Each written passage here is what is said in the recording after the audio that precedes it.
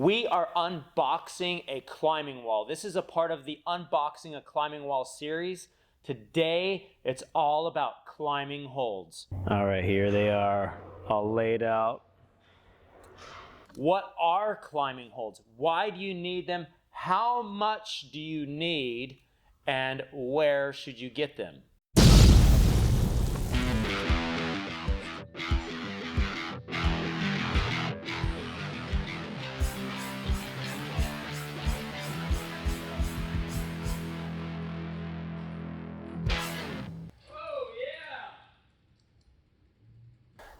This is my dinosaur shirt.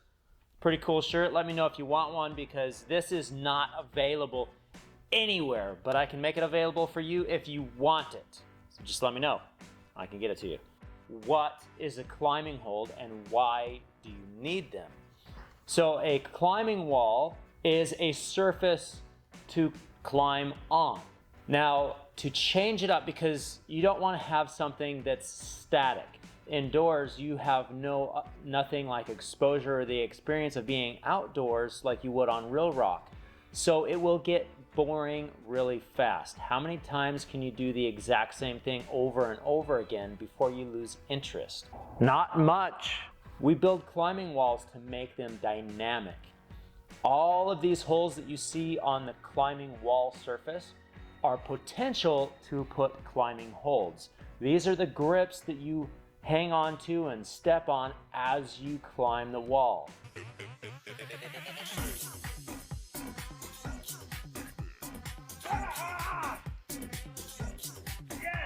You can create the puzzle of what you need to do in the movement to get to the end of the route or boulder problem. So that's what a climbing hold is and why you need it. Now, how many climbing holds do you need? For a commercial gym, I would say opening up, you need at least a half of a climbing hold for every square foot of surface that you have. And this is general. You can tweak it either way if you want. Now, I would say if you want to have a good base of holds, get one hold per every square foot. So let me explain what I mean, because you are not going to get a half of a climbing hold. What I mean by a half of a climbing hold per square foot that you have of climbing surface, this gym here is 5,000 square feet of climbing surface. So that means that they need a minimum of 2,500 holds. This is actually a smaller size for a climbing gym. Typically, they're going to be a little bit bigger, and yes, you still want all those holds. Now, for your opening set, you're probably not going to have 100% of those holds on the wall, but you need to have variety in your climbing holds and the ability to make those nice routes or boulder problems that's going to keep people coming back and coming back. You also want to have a plan in place to increase your climbing holds as time goes on. This is something that I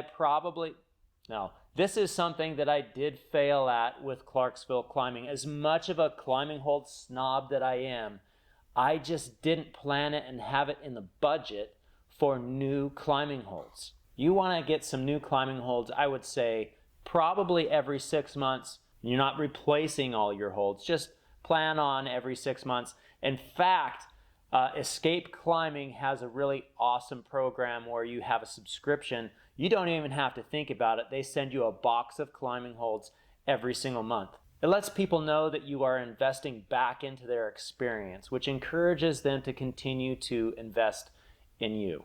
Now, there are all kinds of different types of climbing holds, and if you're brand new at this, you should probably get somebody to help you. Have a head route setter that you're planning on having in the gym, in the plan. Work with them early on to get the type of climbing holds that there are. So let's just go through and talk about some of these climbing holds. You definitely want to get a variety of climbing holds. I was not involved in their purchasing of the climbing holds. If I was, they would be from different companies. So this is a little overwhelming to see that they're all coming from the same company And that's because it limits the variety. Now, one of my favorite shapers is Jason Kale. And Jason Kale shapes for Sowil. And that's all of these climbing holds are coming from Sowil. And so far, everything that I've looked at is a Jason Kale shape. I love his shapes, but I'm not too excited if I have to set this that they're all his shapes. And hopefully he'll agree with me. Jason, if you're listening, comment down below. Tell us, am I being a little harsh in saying that we need more than just your shapes in a gym? Let me know.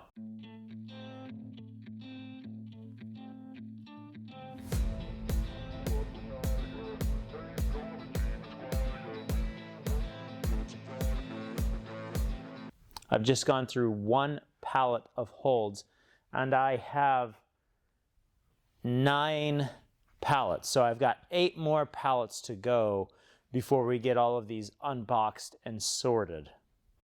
So first you organize them by color, then you organize them by style, and then you're going to organize them by the size or what type of hold. This needs to be the route setters that are doing this so they can get an idea on what they're going to do. And as I'm pulling them out, I'm touching every single one of them. And I'm thinking about how you're going to climb up the wall. So I'm keeping that in mind. So that's what we're going to do now is we're going to take these green holds and organize them so we can put them up on the wall.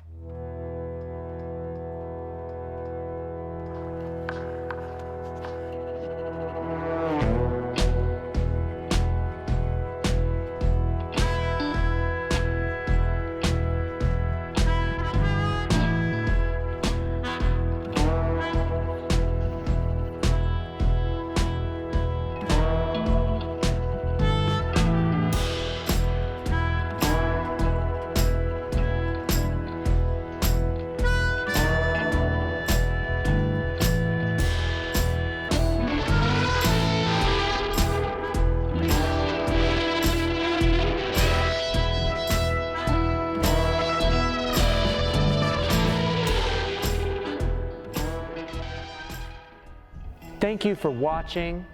Hit that subscribe button, like, share it with your friends, and I'll see you next time right here on Climber Dad.